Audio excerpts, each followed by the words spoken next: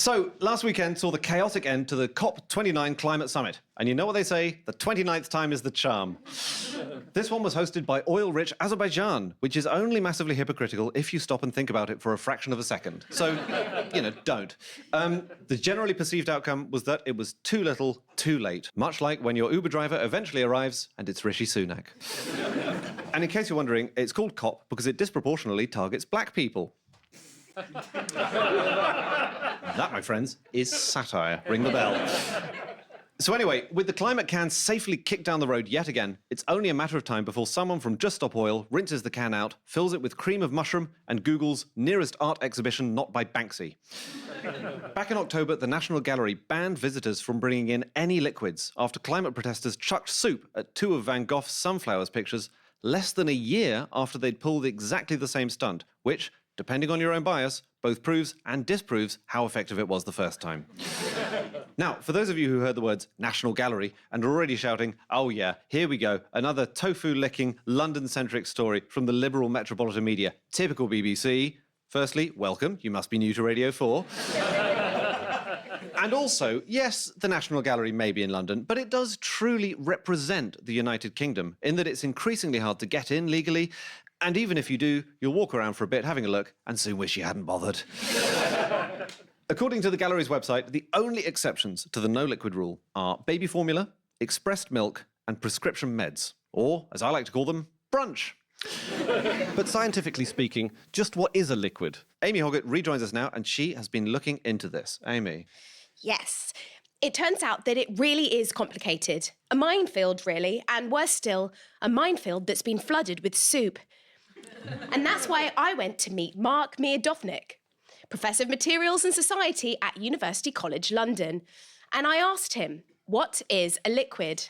Well, liquids, they're a bit of a tricky one to define. Our best definition so far is it's something that flows and it takes the shape of the container it's in. That's your definition of a liquid? I know it doesn't sound great, and there's a lot of disquiet about this in the physics world because under that definition, cats... Well, because cats quite frequently get into bowls and they assume the shape of the bowl, so they are liquids. And it is upsetting. What if I was to bring something to the National Gallery with me that was visibly wet, but also technically a solid? Someone like Tommy Robinson. Now, if you smashed him up into a smoothie, he's a liquid. Fair enough. There you go. Thank you, Amy.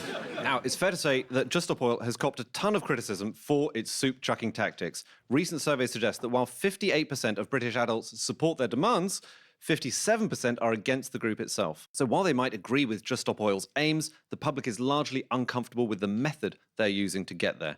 This, of course, is known as the sausages paradox. We all want to eat sausages, of course we do, but the method of getting to sausages isn't something many of us feel comfortable with. I have heard they puree the lips.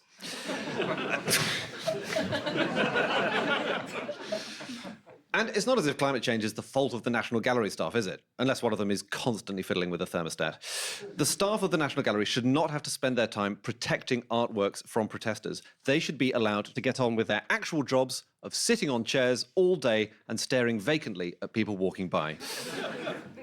But tactics aside, we at The Naked Week, we want to prove that actually, in spite of what Just Stop Oil's critics think, a soup art interface can genuinely be a force for good. We are going to use JSO's tactics that the public dislike, but we are going to reverse it. And in the name of climate change awareness, we are now going to throw some art at some soup.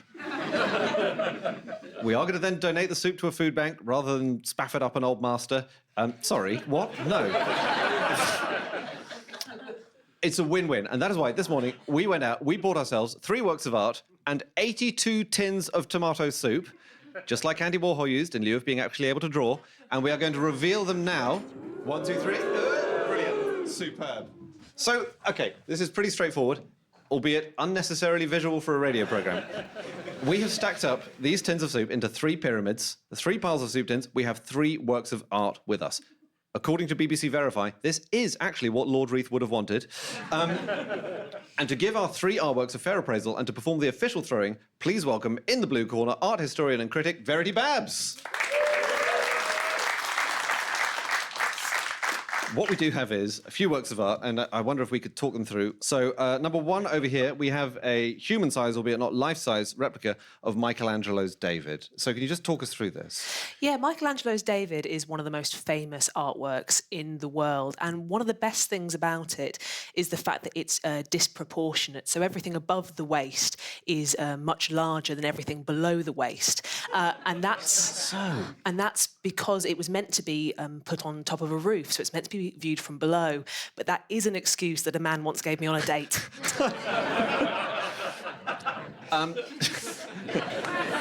We should say our David is made of cardboard.